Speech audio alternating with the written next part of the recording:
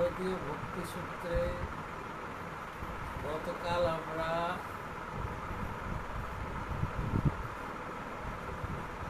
ষোড়শ সূত্র অবধি শ্রবণ করেছি। ষোড়শ সূত্রে পঞ্চদশ সূত্রে যেখানে বলেছেন যে ভক্তি নিয়ে মতভেদ আছে, নানান মত আছে, এবং ষোড়শতম সূত্রে বলা হয়েছে যে ভগবান বেদব্যাস বলেছেন যে পূজা দিতে অনুরাগ হচ্ছে ভক্তির লক্ষ্য। তো গতকাল আমরা সে কথা শুনেছি। পূজার মর্ম কিছুটা আমরা গতকাল শোনার চেষ্টা করেছি যে ব্যাসদেবের অন্তরঙ্গ বার্তা যে কী, সেটা যে কী জাতীয় পূজা, সেটার কথা আমরা গতকাল শ্রবণ করেছি। আজ চলে যাব সপ্তদশ সূত্র। সপ্তদশ সূত্রে কি বলা হলো না, কথাস্বদেতি গর্গ।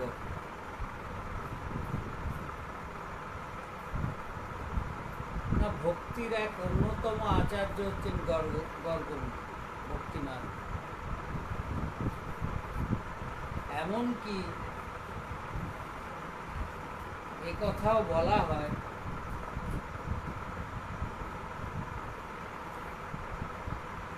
যে ভাগবতকে পূরণ করে দিয়েছেন গর্গ। শ্রীমদ্ ভাগবতে যেসব প্রসঙ্গ বর্ণন নেই, স্পষ্টাক্ষরে যেসব বর্ণন নেই, গর্গাচার্য তার গর্গ সংহিতাতে সব বর্ণন করে দিয়েছে। অর্থাৎ গর্গের লেখা গর্গ সংহিতাকে বলা হয় ভাগবতের পরিপূরক।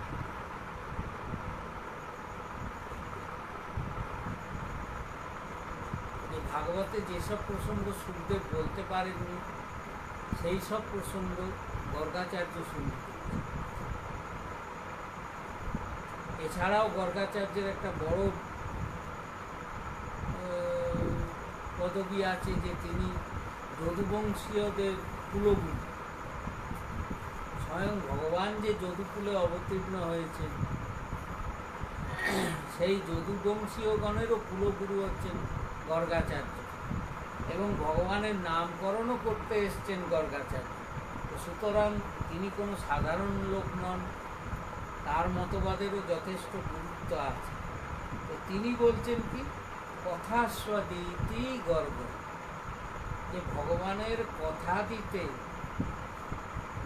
অনুরাগ, অর্থাৎ ভাগবতী কথা শ্রবণে অনুরাগই হচ্ছে ভক্তি। সেটাই ভক্তির মূল কারণ। এখন আমরা যদি ভাগবতেরও নবদা ভক্তি বিচার করি, তো সেখানেও দেখা যাবে প্রথম ভক্তি শ্রবণ।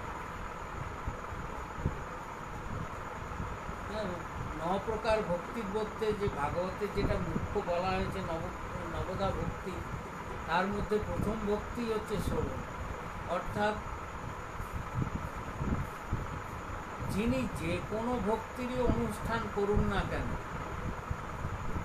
সর্বপ্রথম হচ্ছে শ্রবণ। একটা ভক্তের সঙ্গে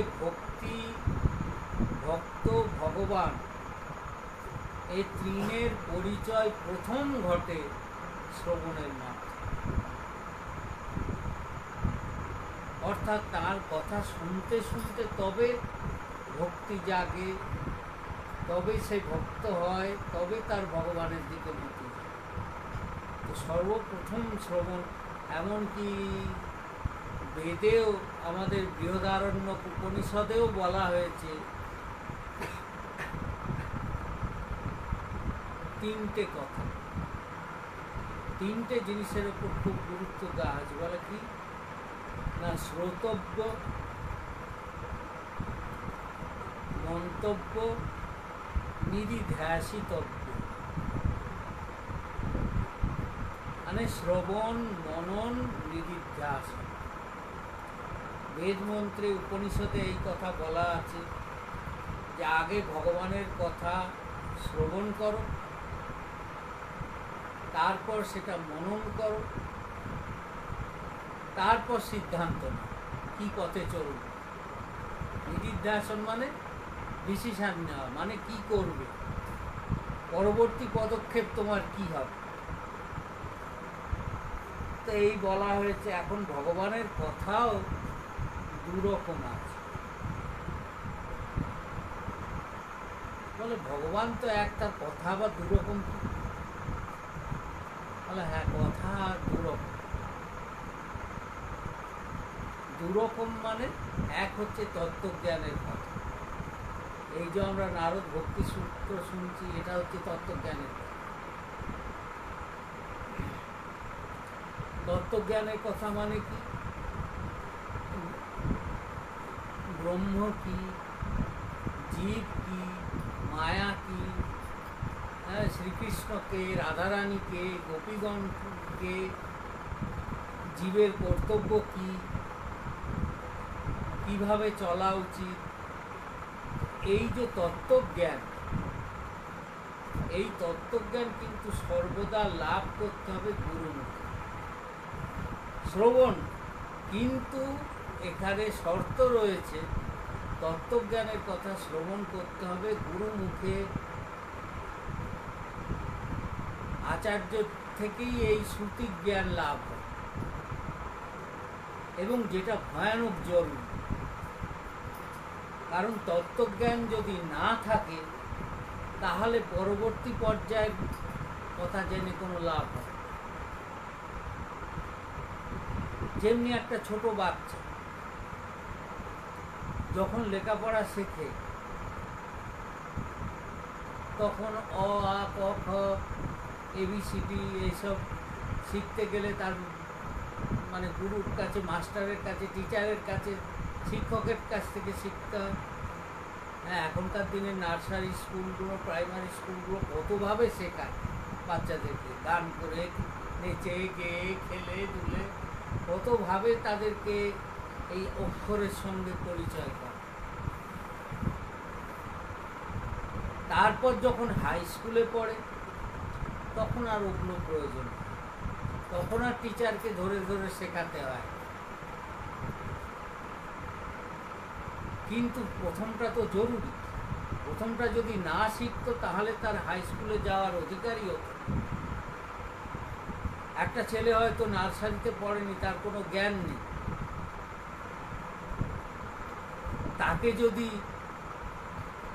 ইউনিভার্সিটিতে ঢুকিয়ে দেওয়া হয়, যেখানে লেকচারাররা লেকচার দিচ্ছে, সেইখানে ইউনিভার্সিটিতে ঢুকিয়ে দেওয়া হয়, তাহলে তার কী অবস্থা?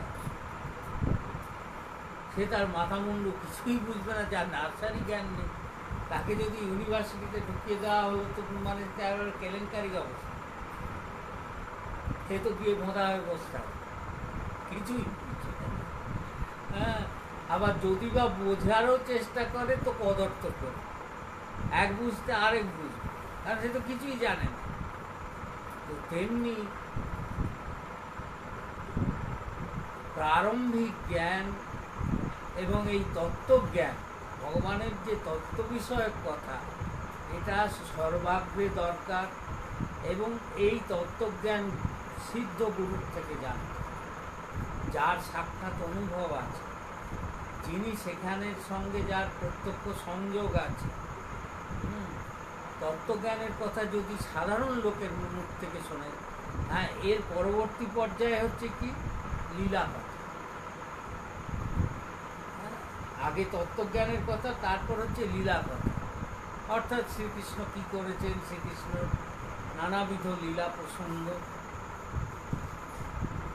তো যদি তত্ত্বজ্ঞান, এটা যে কেউই বলতে পারে, ভাগবতী লীলা কথা, ভাগবত ভর্তি রয়েছে ভগবানের লীলা কথাতে।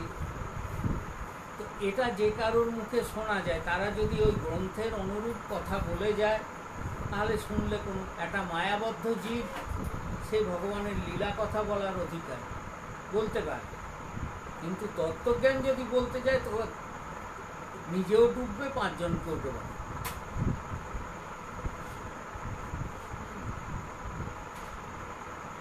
যেমনি ধরুন বলতে গেলে তো কথা বিচ্ছিরি হয়ে যাবে।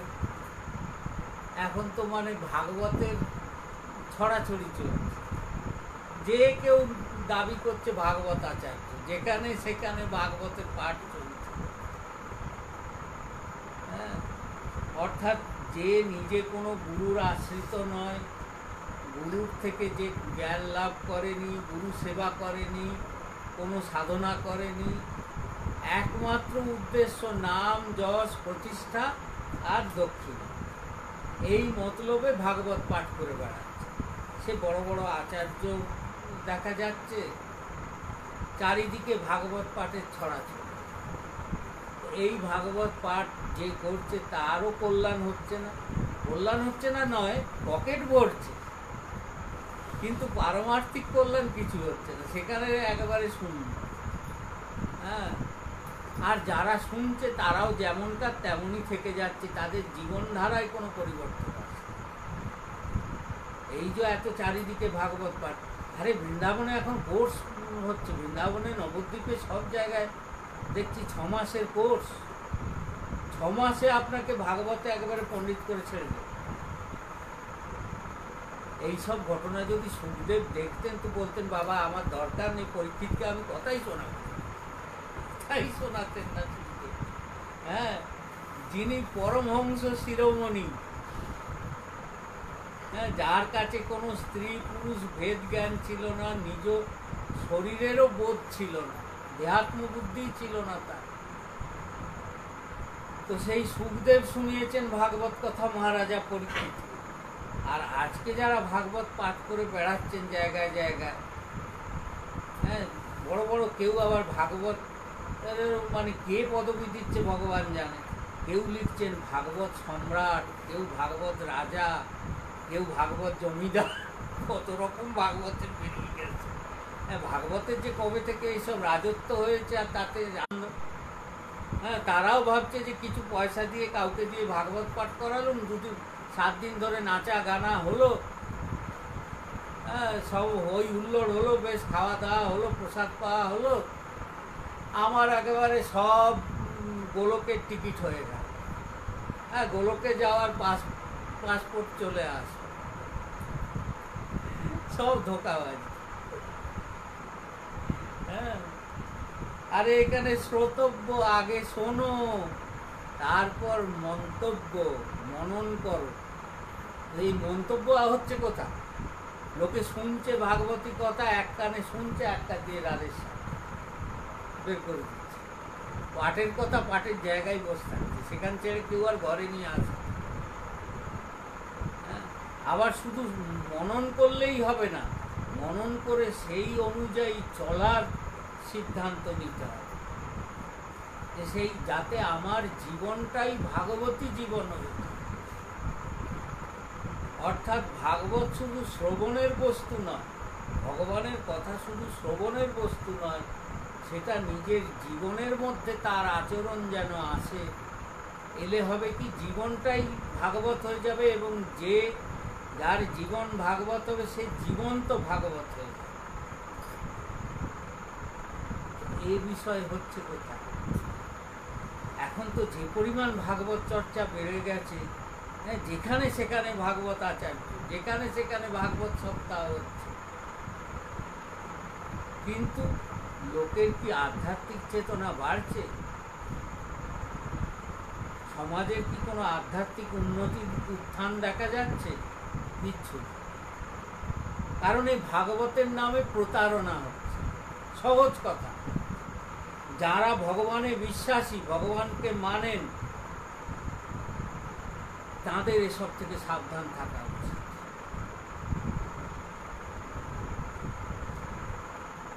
অন্তত যাদের পারমার্থিক পথে যাওয়ার আগ্রহ আছে, চলবার আগ্রহ আছে, তাদের এইসব ছলনা কপটতায় কখনো বিশ্বাস করা উচিত। কারণ ভাগবতী কথা তিনিই শোনাতে সমর্থ, যিনি স্বয়ং ভাগবত হয়েছে, যার জীবনটাই ভাগবত। একটা মায়াবদ্ধ জীব ভাগবতী তত্ত্বজ্ঞান জীবকে শোনাতে পারে। হ্যাঁ, লীলা কথা বলতে পারে, গ্রন্থে যেরকম আছে সেই অনুযায়ী লীলা কথা বলতে পারে, কিন্তু তত্ত্বজ্ঞানের কথা যদি বলতে যাবে তাহলেই বিপদ হচ্ছে। কারণ যার নিজের কোনো অনুভব নেই, যে শুধু পয়সা উপার্জন করার জন্য এই পথে নেমেছে, সে কি করে শোনাবে সেই দিব্য তত্ত্বের কথা? এ তো দিব্য বস্তু। তাই বলা হয়েছে যে তত্ত্বজ্ঞান লাভ করা জরুরি, এবং আগে সর্বাগ্রে দরকার তত্ত্বজ্ঞান লাভ করা, এবং সেই তত্ত্বজ্ঞান লাভ করে তারপর যদি লীলা কথা শোনো, শুনে বলো যে আর আমার তত্ত্বজ্ঞানে কি দরকার আছে, ওইসব বড় বড় তত্ত্বের কথা, মায়া কি, ব্রহ্ম কি, জীব কি, শ্রীকৃষ্ণকে, রাধাকে, এসব জেনে আমার কি, আমি সব জানি, আমি শুধু রাধে রাধে জপ করবো, আবার তাতেই। হ্যাঁ, সেই পর্যায়ে পৌঁছে গিয়ে যদি বলে তাহলে ঠিক আছে, কিন্তু যতক্ষণ না সেই অবস্থা হচ্ছে ততক্ষণ আগে তত্ত্বজ্ঞানের কথা শুনতে হবে, আগে কি তত্ত্ব জানতে হবে। তত্ত্ব না জানলে আগেই লীলা কথা শুনে, হ্যাঁ, যেমনি আমাদের দেশে বাংলায় বিশেষ করে খুব প্রচলিত আছে লীলা কীর্তন। আরে যে জিনিস মহাপ্রভু চরম ভাবাবস্থায় আস্বাদন করেছেন গম্ভীরা লীলায়, যে লীলা আস্বাদনের সময় প্রভু আর কাউকে রাখেননি, শুধু স্বরূপ দামোদর আর রায় রামানন্দ, এই দুজন শুধু প্রভু সঙ্গে ছিলেন। প্রভু কি আস্বাদন করেছেন তা চৈতন্য চরিতামৃতে কৃষ্ণদাস কবিরাজ গোস্বামী বলেছেন, চণ্ডীদাস বিদ্যাপতি রায়ের নাটক গীতি কর্ণামৃত শিবিত গোবিন্দ, স্বরূপ রামানন্দ শনে মহাপ্রভু রাত্রি দিনে গায়ে শোনে পরম আনন্দ। অর্থাৎ চণ্ডীদাস বিদ্যাপতি তাদের কীর্তনের পর রায় রামানন্দের লেখা জগন্নাথ বল্লভ নাটক, বিল্লমঙ্গলের লেখা কৃষ্ণ কর্ণামৃত, আর জয়দেবের গীত গোবিন্দ। তো মহাপ্রভু যে চরম ভাবাবস্থায়, মহাভাব অবস্থায় গম্ভীরা লীলাকালে এই আস্বাদন করেছেন, আজকে সেই লীলা কীর্তন পথে ঘাটে বাজারে সর্বত্র হচ্ছে। লোকের একটা অর্থোপার্জনের রাস্তা হয়ে গেছে লীলা কীর্তন। তো এই যে লীলা কীর্তন, তাদের মধ্যে তত্ত্বজ্ঞান নেই। এই লীলা কীর্তন শুনলে, রাধাকৃষ্ণ লীলা কীর্তন শুনলে লোকের সেই দিব্য ভাব, মহাভাব আসার তো দূরের কথা, এইসব শুনলে সমাজে বিকৃতি আসছে। কি আর লোকে বলছে, আরে কৃষ্ণ করলেই লীলা, কৃষ্ণ লীলা করতে পারে, তা আমরাই বা কম যাব কেন? অর্থাৎ তত্ত্বজ্ঞান নেই তো।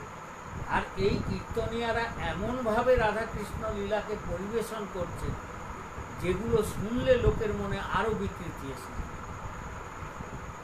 অর্থাৎ কে রাধা তারা তাও জানে না, কে কৃষ্ণ তাও জানে না, হ্যাঁ, প্রেম সম্বন্ধে কোনো ধারণাই নেই, অথচ এইগুলো হাটে বাজারে পরিবেশন হচ্ছে।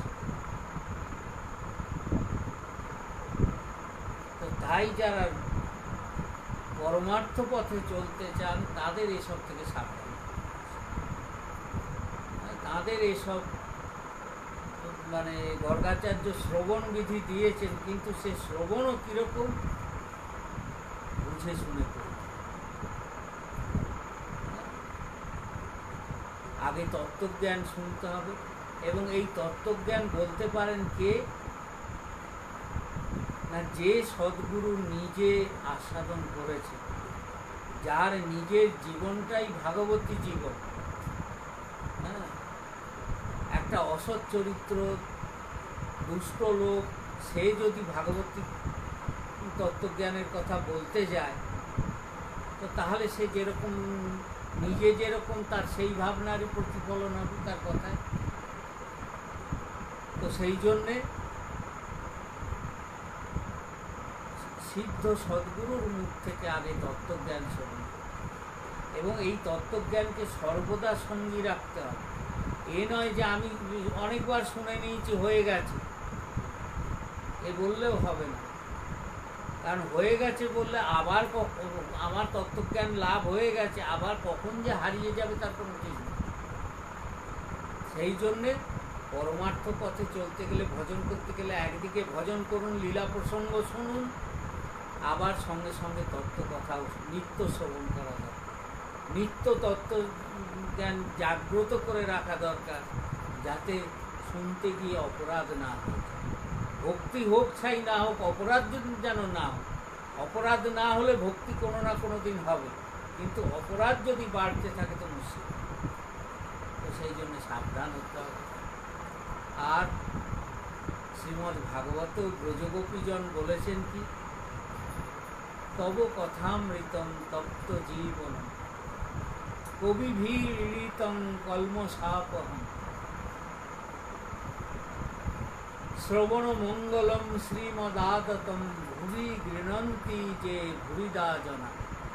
অর্থাৎ তোমার কথা যারা দান করেন তাদের মতো বড় দাতা আর জগতে কেউ। হ্যাঁ, জগতে দাতা বহু প্রকারের আছে, কিন্তু সবচেয়ে বড় দাতা হচ্ছেন যারা তোমার কথা, হ্যাঁ, গোবিন্দকে বলছেন যে হে গোবিন্দ, তোমার কথা যারা দান করেন জগতে, তাদের চেয়ে বড় দাতা আর কে। তো গোবিন্দের কীরকম কথা দান করে? তাহলে এই যে এই রাস্তাঘাটে এই যে ভাগবত হচ্ছে, এই যারা কথা দান শোনাচ্ছে, এরা যদিও কথা বাচক কেউ নয়, সব কথা বেচক, কথা বিক্রি করছে। হ্যাঁ, ভাগবতী কথা বলে অর্থোপার্জন যারা করছে, তাদের সম্বন্ধে যে মন্তব্য শাস্ত্রেই আছে সেটা আর আমি উচ্চারণ করে বলবো না। হ্যাঁ, যে তাদের কি পরিণতির কথা বলা আছে, যে যারা শ্রীমদ্ ভাগবতকে বিক্রি করছে তাদের কি পরিণতি হয়। তা এই কথাবেচকদের মুখে কথা শুনলে তো কোনো উপকার হবে না। আর এদের সম্বন্ধে নিশ্চয়ই ব্রজগোপীজন বলেনও নি যে ভুরিদা জনা, যে মহাদাতা। কারণ এরা তো দান করতে বসেনি, এরা তো বিক্রয় করতে বসেছে, নিজেদের পকেট ভরাবে বলে বিক্রয় করতে বসেছে। তো এদের সম্বন্ধে ভাগবতে কখনোই ভুরিদা জনা শব্দ নেই। তাহলে কাদের সম্বন্ধে আছে? সেই রকম মহাপুরুষদের সম্বন্ধে। হ্যাঁ, যেমনি জগতে বলে 6 প্রকারের লোক আছে, এও মজার বিষয়। হ্যাঁ, মানে আমাদের শাস্ত্রকারগণ জগতের লোককে যে কত ক্যাটাগরিতে ভাগ করেছে তার ঠিক ঠিক আছে। হ্যাঁ, বলে 6 রকম লোক পাওয়া যায়। কীরকম কীরকম? বলে এক প্রকারের লোক আছে যারা নিজের অনিষ্ট করেও লোকের অনিষ্ট করে, মানে নিজের ক্ষতি করেও অন্যের ক্ষতি করে। বলে আরে তোমার কি লাভ হচ্ছে, ওর ক্ষতি হলে তোমার কি লাভ হবে, তোমারও তো নিজেরও ক্ষতি করছে। বলে হোক, আমার ক্ষতি হয় হোক, তবু আমি অপরের ক্ষতি করবই করব। এরকম লোক জগতে প্রচুর আছে। এরা হলো প্রথম ক্যাটাগরি। কিছু লোক আছে যারা করে কি, নিজের অনিষ্ট করে অপরের অনিষ্ট। আরেক শ্রেণী আছে যারা নিজের ইষ্টের জন্য, মানে নিজের ভালো হবে বলে অন্যের অনিষ্ট, যে কী করে ওর খারাপ করে আমার ভালো করবো, এরকম লোক। তারা হচ্ছে দ্বিতীয় শ্রেণী। হ্যাঁ, আবার একটা তৃতীয় শ্রেণীও আছে। তারা করে কি,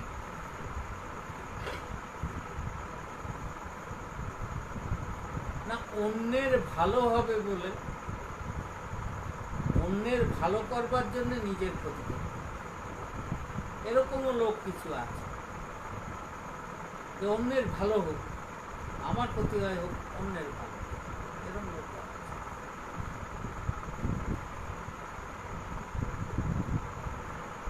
আর যদিও এগুলো এই প্রসঙ্গ, মানে এই প্রসঙ্গে এইসবের দরকার নেই, বিশদ ব্যাখ্যা করতে গেলে মুশকিল আছে।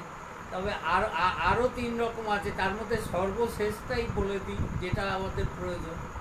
হ্যাঁ, যে এক শ্রেণীর লোক আছে যারা নিজের ক্ষতি করেও অন্যের ভালো করে। নিজের ক্ষতি হয় হোক, আমার ক্ষতি হয় হোক, তবু লোকের তো ভালো হোক, লোকের তো কল্যাণ হোক। তাহলে কারা তা এরম লোক কারা?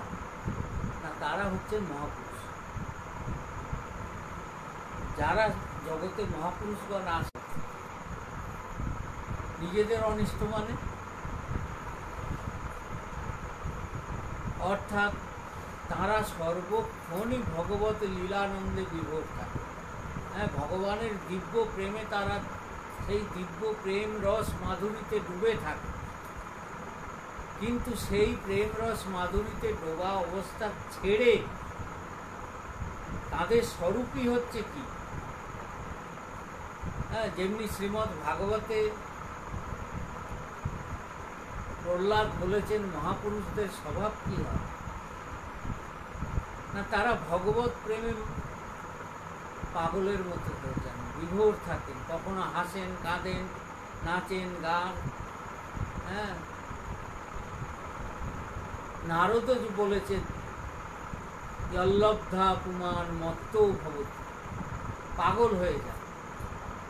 তো যারা ভগবত প্রেমে সদাই থাকেন তাদেরকে সাংসারিক লোক পাগল বলেই আখ্যা দেয়। হ্যাঁ, অর্থাৎ তাদের যেটা স্বাভাবিক অবস্থা, হ্যাঁ, যেটা তাদের ন্যাচারাল অবস্থা, স্বাভাবিক অবস্থাটা জগতের কাছে কিন্তু পাগলের অবস্থা। কিন্তু সেই মহাপুরুষরা সেই দিব্য ভাবকে সংযত করে, অর্থাৎ সংসারী লোকের সঙ্গে চলতে গেলে তাদের মতন করেই চলতে হয়। তাই সেই দিব্য ভাবকে চাপা দিয়ে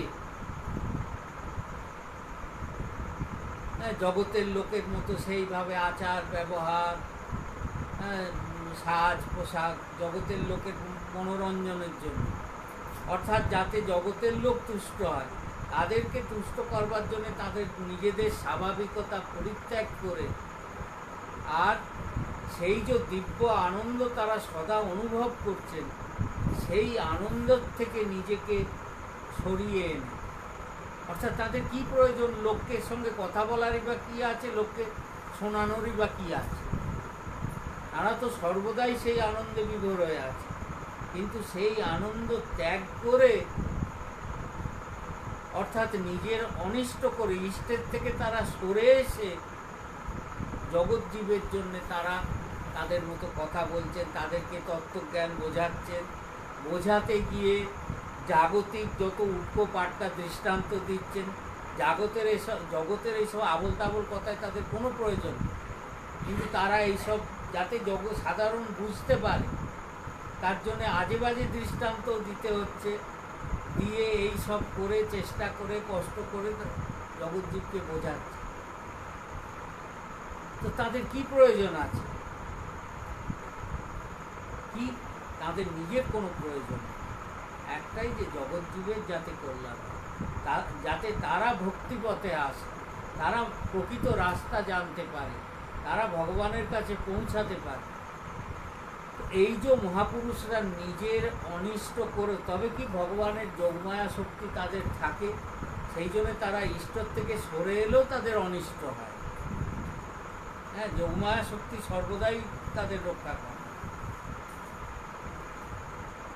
তো যারা এইভাবে জগৎজীবকে কথা শোনাচ্ছে, জগতের জন্য করছেন, তাদের সম্বন্ধেই গোপীগণ বলেছেন ভুরিদাস, অর্থাৎ তারা নিজেদের ক্ষতি করে নিজেরা যে দিব্যানন্দ অনুভব করছেন, সেই আনন্দ ছেড়ে দিয়ে লোকের সঙ্গে মিশছেন, তাদের সঙ্গে কথা বলছেন। হ্যাঁ, যেমনি আর সংসারী লোকের সঙ্গে কথা বলতে যাওয়া মানে তো বিপজ্জনক, ভালো কথা তো আসবেই না, যত বাজে কথা। হ্যাঁ, যেমন ধরুন একজন কেউ খেতে বসেছে, না জাগতিক দৃষ্টান্তই বলা যেতে পারে, একজন খেতে বসেছে, খুব ভালো মন্দ খাবার, হ্যাঁ, ভগবানের 56 ভোগ হয়েছে, তার সামনে সাজিয়ে দেওয়া হয়েছে, তিনি হয়তো সেই প্রসাদ পাচ্ছে। আর সেই সময় যদি কেউ একটা ঝুড়িতে করে, হ্যাঁ, অপবিত্র বিষ্ঠা এনে তার সামনে রাখে, বিষ্ঠার ঝুড়ি এনে রাখে, পায়খানার ঝুড়ি এনে তার সামনে রাখে, তো তাহলে কি তার খাওয়ার অবস্থাটা, মনের অবস্থাটা কীরকম হয়? যে ভগবানের প্রসাদ পাচ্ছে আর তার সামনে পায়খানা ঝুলিয়ে এনে রেখে, তখন তার অবস্থাটা কী হয়? সর্বদা বিভোর থাকেন, সেটাই তাদের স্বাভাবিক স্বভাব। কিন্তু সংসারে যখন আমাদের সংসারী লোকের মধ্যে থাকছে, সংসারী লোক কী করছে? দুনিয়ার বাজে কথা, নোংরা কথা তাদের সামনে এনে পেশ করছে। হ্যাঁ, তাদের জন্য মানে তারা যেখানে দিব্যানন্দ অনুভব করছেন, তাদের সামনে এইসব জাগতিক নোংরা জিনিসগুলো এনে উপস্থিত করে দিচ্ছে। হ্যাঁ, আবার এমনও আছে জগতে অনেক উদ্ভট প্রকৃতির লোক, আমার খুব ভালো পরিচয় আছে। হ্যাঁ, যাদের মনের ধারণা যে জগতের যত কথাবার্তা আছে সব গুরুর কানে একবার শুনিয়ে দেওয়াটা। আরে কার ঘরে কি হলো, কার সংসারে কি হলো, কার কি হলো, সেই সব কথা গুরুর কাছে গিয়ে বলার কি দরকার আছে? গুরুর কানে শুনিয়ে দেওয়ার কি প্রয়োজন আছে? গুরু শুনে কি করবে? কি তার সমাধান করতে যাবে আর কি করবে? এটা তো প্রথম কথা গেল। আর দ্বিতীয় কথা, তোমার যদি গুরুর প্রতি আস্থা থাকে, বিশ্বাস থাকে, ভরসা থাকে, তাহলে তো তুমি জানবে গুরু তোমার সঙ্গেই আছে সর্ব। তোমার অবস্থা কি সে দেখছে না? তোমার অবস্থা সে দেখছেও, এবং দেখে সে যথাসময়ে যেরকম প্রতিকার করার সে করে। কিন্তু তার কানের গোড়ায় গিয়ে ওইসব বাজে কথাগুলো বলা মানে তাকে ওই বিষ্ঠার জুড়ি উপহার দেওয়া। হ্যাঁ, তো তাই মহাপুরুষরাও বাধ্য হয়ে গ্রহণ করেন। কি করবেন? তারা তাদের স্বভাবই অকারণ করুন। ভগবান তাদের এমন স্বভাব করে দিয়েছেন, হ্যাঁ, যত নিকৃষ্ট লোক তাদের কাছে গিয়ে হাজির হচ্ছে, ও এইসব জগতের যত নোংরা পদার্থ তাদের সামনে সমর্পণ করছে, তাদের সব গ্রহণও করতে হচ্ছে। ওরেও তারা কিন্তু নিজের স্বভাব ছাড়ছেন না, যে তুমি আমাকে পায়খানার ঝুড়ি দেখাচ্ছ, সামনে রাখছো, ঠিক আছে, কিন্তু আমি তোমাকে ভগবানের মহাপ্রসাদী। হ্যাঁ, তাই তারা চেষ্টা করছেন যে কোনো উপায়ে হোক জীবকে ভগবতমুখী করার। হ্যাঁ, এবং এই সংসারের কামনা ত্যাগ করে যাতে পারমার্থিক দিকে দৃষ্টি যায়। যেমনি আজ ভক্তরাজ প্রহ্লাদের কারণে নরসিংহ ভগবানের আবির্ভাব হয়েছিল এই দিনে। তো প্রহ্লাদই বড় দৃষ্টান্ত দিয়েছে যে স্বয়ং ভগবান কিন্তু তাকে লোভ দেখিয়েছে। হ্যাঁ, প্রহ্লাদের জন্য যখন নৃসিংহদেবের আবির্ভাব হলো, নৃসিংহদেব বারবার প্রহ্লাদকে বলছেন, বরং গ্রহী, হে আমার সন্তান, হে আমার আদরের দুলাল প্রহ্লাদ, আমার থেকে কিছু বর চাও। প্রহ্লাদ শুনছেন, চুপ করে হাঁ করে ভাবছেন, প্রভু বলছেন এরকম কথা? হ্যাঁ, আমার ঠাকুর, আমার গোবিন্দ আমাকে এই কথা জিজ্ঞাসা করছেন, বর চাও, বর চাও। নৃসিংহদেব আবারও বলছেন, বরং কিছু বর চাও না, নাও না। প্রহ্লাদ বলছেন, বা ঠাকুর, তুমিও আমাকে এরকম করছো? তুমি কি আমায় চেনো না নাকি? আমি না হয় না অজ্ঞ হতে পারি, তুমি তো বিজ্ঞ, তুমি তো আমাকে চেনো। আমি তো তোমার সঙ্গে আমার নিত্য সম্বন্ধ, ভালোবাসার সম্বন্ধ, প্রেমের সম্বন্ধ। তোমার সঙ্গে তো আমার চাওয়া পাওয়ার সম্বন্ধ নয়। তাহলে তুমি কেন আমাকে বারবার চাইতে বলছো? তো নৃসিংহদেবও বলছেন, আর প্রহ্লাদ ভাবছেন। প্রহ্লাদের জীবন চরিত্র দেখুন। এই যে যারা মনে করে যে গুরুর কাছে সব কথাগুলো শুনিয়ে দেওয়া দরকার, তারা একবারও ভাগবতী চরিত্রগুলো চিন্তন করে দেখেন। হ্যাঁ, যে প্রহ্লাদকে কি অবস্থায় না পড়তে হয়েছে। তার বাবা হিরণ্যকশিপু কত পরীক্ষায় ফেলেছে, গলায় খড়গাঘাত করেছে, পাহাড়ের ওপর থেকে ফেলে দিয়েছে, গরম তেলের কড়াইতে ভেজেছে, সাপের ঘরে ফেলেছে, হাতির পায়ের তলায় ফেলেছে, মারবার জন্যে কত রকম হোলিকার সঙ্গে আগুনে জ্বালিয়েছে, কতভাবে চেষ্টা করেছে। প্রহ্লাদ কিন্তু একবারও ভগবানের ওপর অভিযোগ করেননি যে ঠাকুর আমি তোমায় ভালোবাসি, আমার কপালে কেন এইসব আসছে? হ্যাঁ, জগতের আমরা তো মানে আমাদের পান থেকে চুন খসলেই কত অভিযোগ। ও এত ঠাকুর ডাকলুম, এত সারা জীবন পুজো করলুম, শেষে কিনে আমার এই হলো। অর্থাৎ তুমি পুজো করতে কি এই মতলবে যে তোমার যাতে ওইটা না হয়, এই কারণ ছিল তোমার পুজোর পেছনে?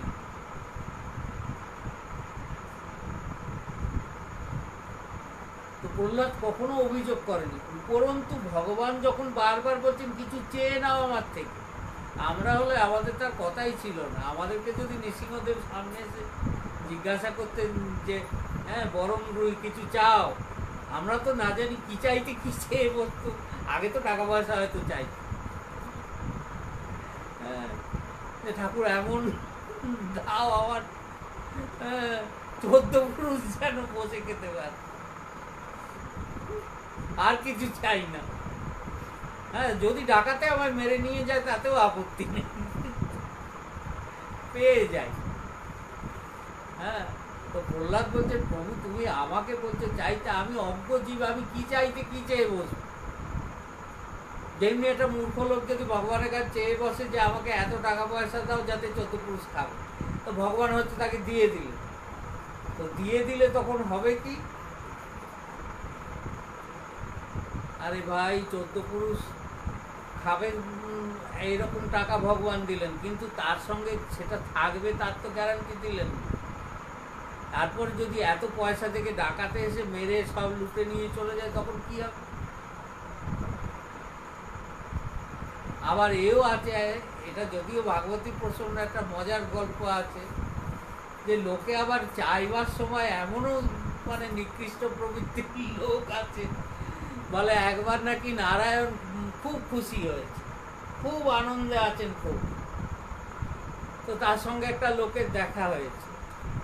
তো দেখা হতে নারায়ণ তাকে বলছেন যে দেখো তুমি একটা কিছু চেয়ে, হ্যাঁ তুমি আমার কাছে যা চাইবে আমি তাই দেব, যা চাইবে তাই দেব, কিন্তু একটা শর্ত আছে যে তোমাকে আমি দেব, কিন্তু তুমি যা পাবে, তুমি তো আমায় দেখেছো, তুমি যা চাইবে পাবে, আর তোমার যারা আশেপাশে থাকে প্রতিবেশী না, তারা কিন্তু তার দ্বিগুণ পাবে, তুমি যা পাবে তার দ্বিগুণ তোমার প্রতিবেশীরা পাবে, তো তুমি আমার কাছে একটা কিছু চেয়ে।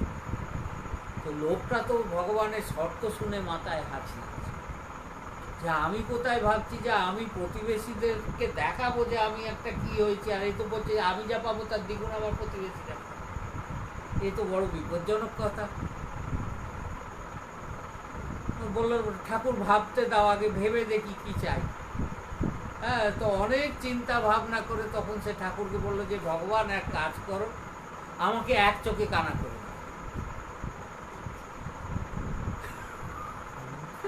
এক চোখে কানা করে দাও কেন না, ভগবান বলছে তোমার তুমি যা পাবে প্রতিবেশীরা দ্বিগুণ পাবে। তো ভাবলো যে আমি নিজে এক চোখে কানা হয়েছেও, আচ্ছা তাহলে আমার প্রতিবেশীরা সবাই দু চোখে কানা হবে, হ্যাঁ আমার দ্বিগুণ হবে, মানে সবাই দু চোখ কানা হবে, আমি তাদের মধ্যে এক চোখ নিয়ে দেখবো। তো ভগবানের কাছে এইরকম জিনিস চেয়ে বসো। হ্যাঁ, তো সাধারণ লোকের তো চিত্তবৃত্তি এইরকম না। হ্যাঁ, তা তাই প্রহ্লাদ বলছেন প্রভু তুমি চাইতে বলছো, কি চাইতে কি চেয়ে বসবো তার নেই। হ্যাঁ, উল্টো পাল্টা। তখন ভগবান বলছেন দেখো আমি জানি তুমি আমার কাছে কিছু চাও না, কিন্তু তাহলে আমার একটা স্বভাব হচ্ছে না কি জানো, আমার সঙ্গে না যার দেখা হয় আমি তাকেই আগে জিজ্ঞেস করে নিই, বলো বাবা কিছু চাওয়ার আছে তো বলো, কিছু বড়টার চাওয়ার আছে আমি তোমায় দিয়ে দেবো। এখন তুমি যদি আমাকে ভবিষ্যতে বলো, আজ হয়তো বলছো না, ভবিষ্যতে তুমি যদি আমায় বলো যে কই ঠাকুর আমায় তো জিজ্ঞেস করো, আমার যুগকে দেখা দিলে, আমার জন্য নৃসিংহ অবতার হলে, আমাকে তো একবার জিজ্ঞেস করলে না যে বলো কিছু চাও। তো তাই আমি বলছি যে তোমার যদি কিছু চাইবার থাকে তা আমাকে বলো। তো তখন প্রহ্লাদ এইবার চাইলেন যে প্রভু এই কৃপা করো যেন কামনার অঙ্কুর আমার সমূলে বিনষ্ট হয়ে যায়, কোনোদিন যেন তোমার কাছে কিছু চাইবার না। অর্থাৎ যতক্ষণ আমাদের মধ্যে কামনা আছে আমরা অস্থির, শান্তি লাভ আমরা কোনোদিন করতে পারবো যতক্ষণ কামনা থাকে। কামনার যাতে বিনাশ হয়, কামনা পূর্তি হয়, প্রহ্লাদ চাইলেন না যে আমার কামনা যেন পূর্ণ হয় এরকম করো না, আমার মধ্যে যেন কোনো কামনাই না থাকে, এই বর দাও। নৃসিংহদেব তখন আর কি করবেন, দেখছেন এই তো আমার সেইরকম ভক্ত, আর কি করবেন, কোলে তুলে নিয়ে আদর করলেন। হ্যাঁ, কোলে তুলে নিয়ে জিভ দিয়ে, সিংহ যেরকম তার বাচ্চাকে আদর করে, ভগবানও তার প্রিয়জন প্রহ্লাদকে আদর করছেন কি করে না, ভাগবতে বর্ণনা আছে সিংহ যেরকম তার জিভ দিয়ে চেটে চেটে বাচ্চাকে, তার শাবককে আদর করে, ভগবানও প্রহ্লাদকে জিভ দিয়ে চেটে দিয়ে তাকে আদর করেছে। অর্থাৎ ভক্ত বাৎসল্য বিগ্রহ নৃসিংহদেব, তিনি দেখিয়েছেন সেই রূপ। তো আমাদের ভগবানের কথা শুনতে হবে কেন না, এই তত্ত্বজ্ঞান লাভ করা দরকার।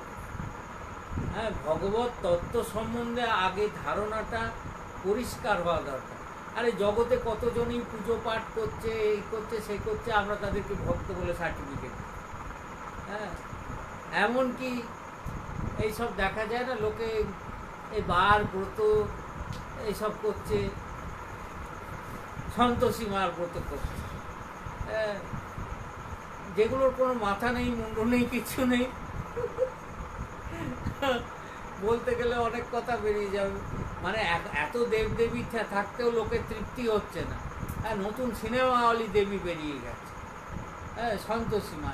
এর নাম কোনো বেদে পুরাণে তন্ত্রে কোথাও আজ পর্যন্ত কেউ দেখাতে পারবে? কোনো শাস্ত্রে সন্তোষী বলে কোনো দেবী আছে কেউ বের করে দেখাতে পারবে? সবচেয়ে বড় কথা, যদি সংস্কৃত সম্বন্ধে কারোর একটু ধারণা থাকে, সেই জানবে যে কারণ হচ্ছে কি ধনী, মানযুক্ত পুরুষ মানি, সন্তোষযুক্ত পুরুষ হচ্ছে সন্তোষী। অর্থাৎ সন্তোষী নামটাই পুরুষের নাম, কোনো স্ত্রীলোকের নাম হতে পারে। এটা স্ত্রীলিঙ্গ হলে হবে সন্তোষিনী, সন্তোষযুক্ত স্ত্রী সে হচ্ছে সন্তোষিনী। তো সন্তোষী মা আমরা যে বলি, নামটাই ভুল, নামটাই কোনো ব্যাকরণগত শুদ্ধ নাম, আর তার পুজো নিয়ে হই হই হচ্ছে। যখন 12 মাসে যখন কোনো পুজো পাওয়া যাচ্ছে না, তখন বারোয়ারি ক্লাব সন্তোষী মাতার পুজো। হ্যাঁ, যে এই দুর্গা পুজো, কালী পুজো কিছু তো নেই, মা কালী তো আর মা বাবা নেই। মা কালী তো মানে এখন, হ্যাঁ, তিনি জগদম্বা জগদীশ্বরী, তাকে যেভাবে অসুররা অমর্যাদা করে সে তো কর্তব্যই নয়। 12 মাসেই কালী পুজো, আর যদি তাও না পাওয়া গেল তখন সন্তোষী মা। তো এই যে পুজো পাঠ যারা করছে, আমরা তাদেরকেও বলি ভক্ত লোক, কিন্তু আমাদের শাস্ত্র তো এদের ভক্ত বলে কখনোই স্বীকার করবে। এরকম ভক্ত ভক্তি কোনোটাই শাস্ত্র স্বীকৃত নয়, না শাস্ত্র স্বীকৃত, না মহাজন স্বীকৃত। হ্যাঁ, কোনো সাধু সন্ত মহাপুরুষ যারা পরমার্থ পথে পথিক, যারা পরমার্থ লাভ করেছেন, তারা কখনোই এটাকে স্বীকার করবে। তো তাই আগে জানতে হবে ভক্তি কি, এই তত্ত্বজ্ঞান লাভ করতে হবে, এবং সেই তত্ত্বজ্ঞান লাভ হবে শ্রবণের মাধ্যমে, এবং সে শ্রবণও যার তার মুখে শুনলে হবে। হ্যাঁ, সিদ্ধ সদ্গুরুর মুখ থেকে শুনতে হবে, যিনি স্বয়ং তাকে অনুভব করেছেন, যার সেটা অনুভব আছে, এইরকম মহাপুরুষের মুখ থেকে শুনলে তবে তত্ত্বজ্ঞান লাভ হবে।